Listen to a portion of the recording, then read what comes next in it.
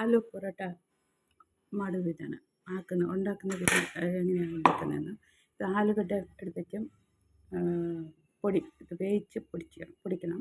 അതിനകത്ത് കുറച്ച് ഉള്ളി, പുതിന സൊപ്പ്, പച്ചമുളക് അരിഞ്ഞത്, ചെറുതായിട്ട് അരിഞ്ഞ പച്ചമുളക്,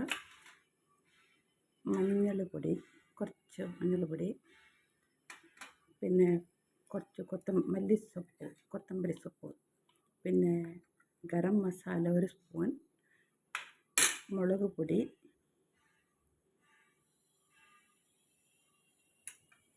ഉപ്പ്,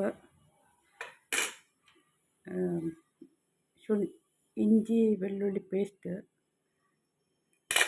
കായം, ഇങ്ങ് ഇട്ട് നല്ലോണം ഇതാക്കണം. എന്നിട്ട് ചപ്പാത്തി ആക്കിയിട്ട് ചപ്പാത്തിയുടെ മുകളിൽ ഇത് വെച്ച്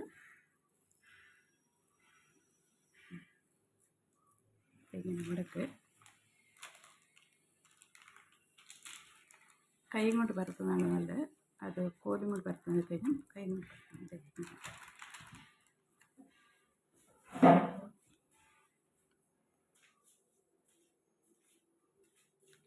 കൈ കൊണ്ട് പരത്തി ചുട്ടെടുക്കണം. എന്നിട്ട്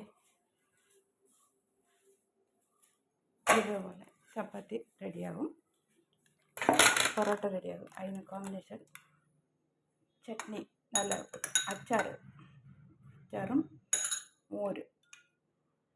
ഇതൊരു കറി, മോരും അച്ചാറും മാത്രം. നല്ല ടേസ്റ്റാണ് തിന്നാനായിട്ട്. രാവിലത്തെ കാപ്പിക്കാവും.